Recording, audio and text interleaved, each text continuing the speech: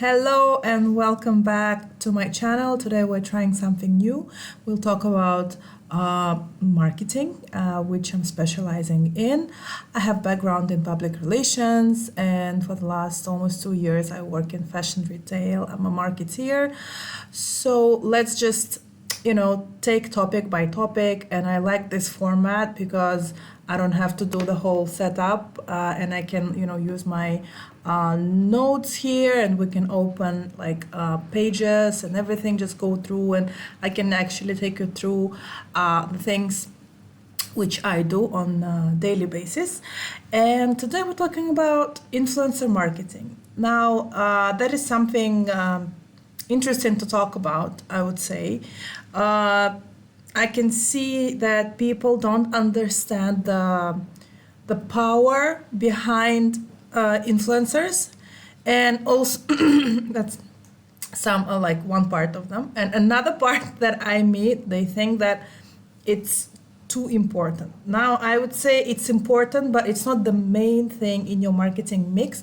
It's just a part of it. So now let's just understand what is influencer marketing. So how I treat influencers, I used to work on TV, and I would compare it as a normal TV channel, like when you buy an advertising on any TV channel. Just compare it to a social, like an influencer page. Okay, let's say it's a Instagram page. Just draw like two lines between TV and influencer. Okay, so TV, you are like switching on the TV and you watch the TV programs, you watch the advertising, you watch the series, you keep on watching the same channel because you like some type of series, for example, let's say. And influencer, you follow them for their lives, for their like type of content and etc. And of course you watch their advertising as well. The only difference between TV and influencers, it's the price. Obviously influencers are much cheaper comparing to your TV ads, and plus it's less controlled. I'd say on TV you have the whole board of directors, blah blah blah, general manager, etc. But the influencer is just one person. Yes, they might have like a team behind them, but at the end of the day, it's just one person, one page, and it's very niche. So just treat any influencer page as a channel, just a channel who will portray your, who will showcase your brand, your values, your product, your services, and etc. And also there are different type of influencers that you have. There are celebrities, like the artists and actors and singers, which have like a very strong following base. They can be your brand ambassadors. They can do celebrity endorsements to your brand or to your service or to your event, and etc. There are top tier influencers, like those who have 1 million plus followers on any of the platforms. There are like your normal, like mid, I would say tier 2 influencers from 500,000 up to 1 million, and there are less than like 100k to 500k influencers. There are micro, nano, there are like so many types of influencers these days. But to me, influencer is not someone who has a lot of followers. It's someone who can actually make people shift their opinion and make people do something and purchase something for you. That's the main thing. That's the main part. And it's quite difficult to understand who will be the perfect match for that. Like how I see it, and how I see the psychology behind any sale, which is made through a celebrity or an influencer. Let's call influencers like the celebrity endorsement is also an influencer to me. So how the psychology of sale works basically. So we want to live a particular life. So we want to have a particular lifestyle, which we see on an influencer or on an actress or a TV star, and we think that, you know what, I just want to have that life, I want to have that feeling, I want to be her, I want to be him, I want to be them. And I just look at them and I watch like what they're doing, what they're wearing, and what type of shoes they're wearing, which type of like style they have, what they read, where they travel, and etc. And I just want piece of that. Now, of course, if it's something that I can afford, I will definitely buy the same product. Like I find out that like Jennifer Lawrence is one of my favorite actresses. She likes, let's say, she's using a Korean brand of handbags. Okay, and of course, if I can afford it, I will buy it. And if I cannot afford it, I will buy something similar. So that's how how influencers are shaping the opinion of your audience, of people, why they make a decision to buy a particular thing. In other words, and you can see it by the history. Okay, if something connected with big influencer, something connected with big influencer, okay, once your product gets in there, then you have a tremendous boom. That happened to like so many luxury brands and etc. If you will notice, of course, like that happened to Manolo Blahnik once they were highlighted so many times in Sex and the City TV series, or what, nothing comes to my mind right now, but like any brand that you keep on seeing, like a product placement in the movies or in the big mass media, that was like the greatest step for their brand to grow. So that's why this is part of influencer marketing to me. And that's why, whatever, like if your brand is small or it's mid-size or it's big, whatever, you have to be like very precise about who is wearing your brand, who is talking about your brand. Will it actually influence people, like normal people, to buy it? If I see that bag on like this influencer, will it actually move me to make a purchase, or at least consider that product?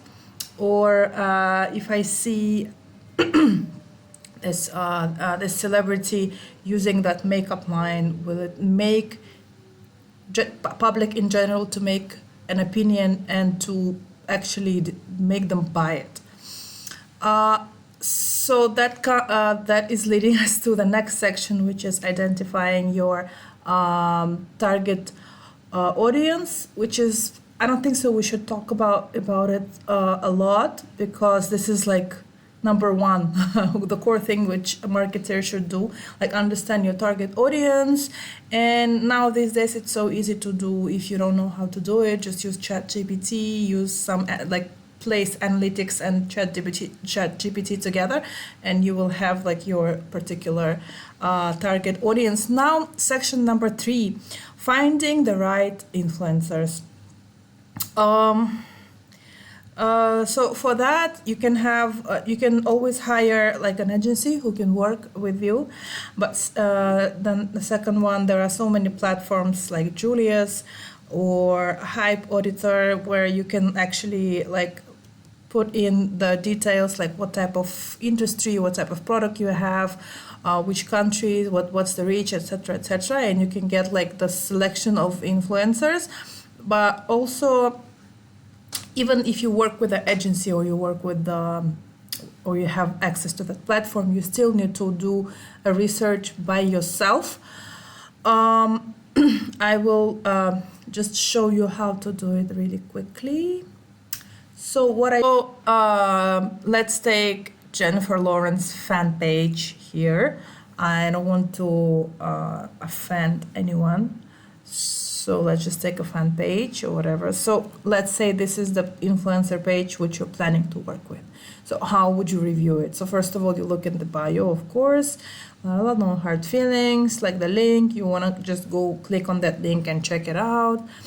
And then you look at the like engagement rate. So comparing to like 799, let's round it up, 800k followers, and she gets like on average 70k, 68k, 38, 35, 17, okay, 16, 54, 52. Formula is you take your estimate 1500 of likes that she's getting times 100% divided by 799k of her followers. So 1.8 is an average like engagement rate, I would say, which is quite fine. So if the more followers an influencer has, the less the engagement rate usually. So I would give it like a rate B, between B and C, which is quite okay.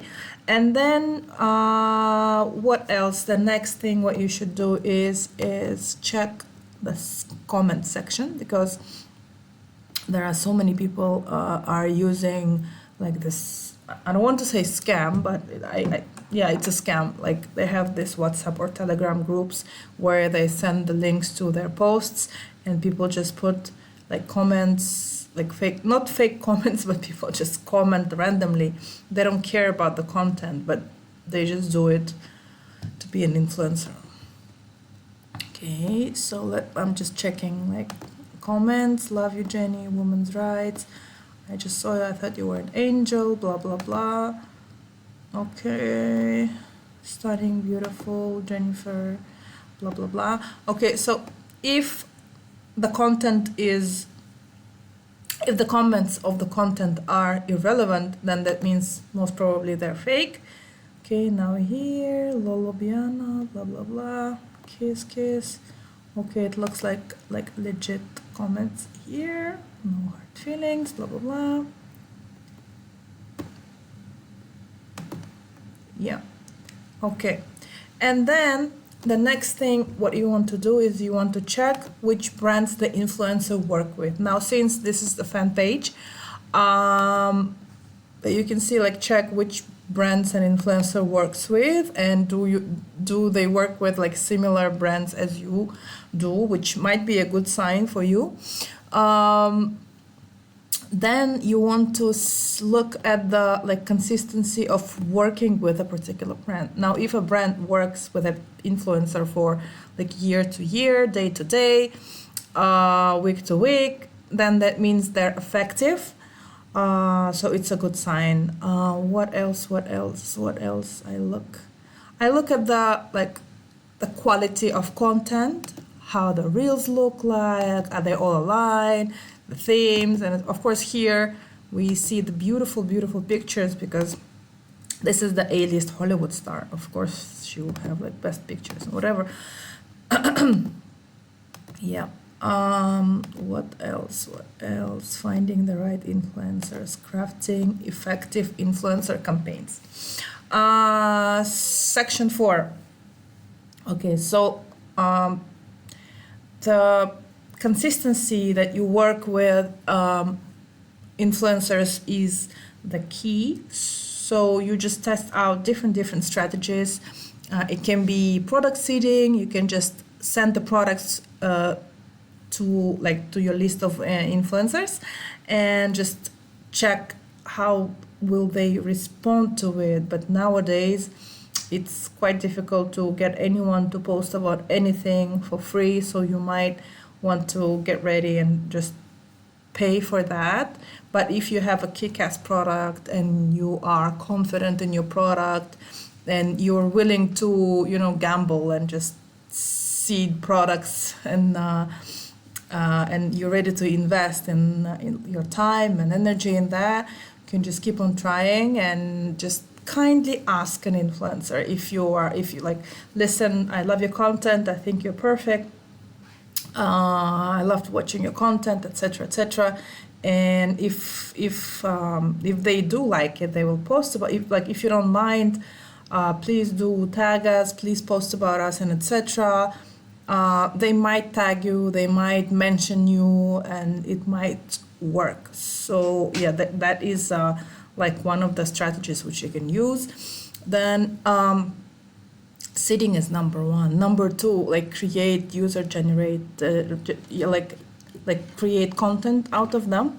So you just have your brief, you send them products, you give a timeline, what you expect, when you want to see it, blah blah blah. You list down you list down everything that you need from the influencer, and you get it from them. Yes. Then there are events like media and influencer events, where you just gather them and just try to spread out the message and create awareness around your campaign, about your product, and etc. Which is also, some of the influencers, they have like appearance fee. Some of them, they would just come because you have a relationship with an influencer, or they want to be associated with a brand or with particular people. If you have like a celebrity who is coming to your event, they might come for that celebrity as well. Then, okay, you have your strategy. You are planning to. Okay, now you finally like picked your influencers and you started working with them. Now measuring success and ROI, which is so difficult to do. It's very difficult to do because, look, it's like, let's come back to that example with like comparison with a TV ad.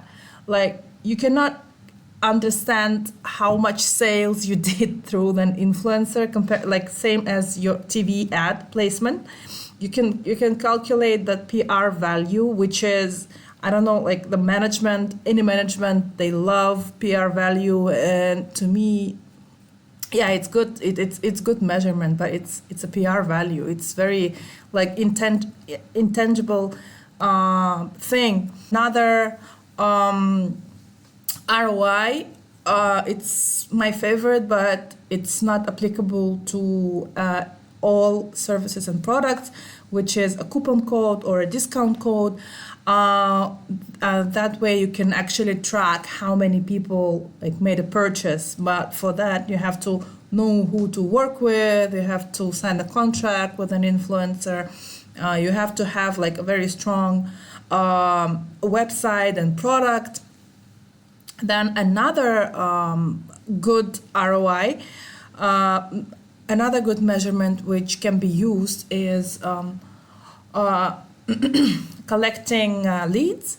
So you give an influencer like a link to a landing page, or you ask them to sign up and etc. So that the followers are signing up. Then you have to have like an amazing landing page or a great offer for people. Then you just collect the leads, and then it's your job to convert those leads. That can be a good measuring success for you. Another thing is, success to me is high quality content, which you can repurpose, reuse. You can use it in your own social media platforms. You can use, like, again, if you have agreement with an influencer, you can use them for your paid ads, which are working very well on TikTok, for example. Another success which can be measured is the number of followers who followed your page. You can ask an influencer, like, look, you can just ask them to follow the page, but then again, you have to create a reason why people want to follow you. For what? Like, you're giving discounts, you're giving offers, you're giving bundles, you're giving you're giving high quality content and etc. Educational content, for example, then it might work as well. Now, section number 6, managing influencer relationships. Now, that is, of course, it's it's a key to have a good relationship with influencers. With me personally, like I love building long-term relationships. Like I'm in the game for like a long term, and it's not like a one thing to me. So I prefer to start building like a trust between me, between the brand, between the company which I'm representing, and the talent, the influencer, the celebrity, and etc. So it's like a thin line, business and relationship, etc. So just knowing the birthdays, knowing the key moments, no, like all the small little things. I personally love using like personal handwritten notes. I know it's very old school, but I like using that, and it works very well. It gives that a touch, like a personal touch. And I actually took that example from Karl Lagerfeld. He was actually like the king of handwritten notes. So yeah, managing influencer relationships. So that is, it's better to have like a list which you are keep on reviewing, keep on adding things. Some people have like a CRM with influencers where they add all of these details and etc. I always build long-term relationships with people that I work. I'm here for a long time. I'm here not to play, and this is what I show to an influencer that, look, we chose you to represent our brand. Doesn't matter if it's like a one-time thing or it's a long-term partnership, but still you are chosen one to represent the brand, and you chose us, our brand, to show on your platform, to wear it, to etc. So that's why it's so very much important to manage like a healthy relationship. And so there is a thin line between like a business relationship and a personal relationship. You don't want to get too personal, because still it's business. To be like a good, kind human being, which you will be with any person basically. If it's you will celebrate, you will congratulate with a birthday, or with like Happy New Year, Merry Christmas, Eid Mubarak, Ramadan, and all of those celebrations, which you would do not to an influencer, but to anyone who you care about, who you work with. Isn't that right? Just let me know in the comments if you do the same. So basically, this is the relationship that you do, and then also like if you are prioritize, if you have this relationship with an influencer, you have to show it. So like you just give them a heads up that you have a new collection launch, like keep them posted, give them the news, give them that like kind of like an exclusivity and priority of your company and your brand. So that would like maintain a good relationship with an influencer. So I hope this was helpful. And let me know in the comments what you guys think, if you want to know more. And see you guys in my next video.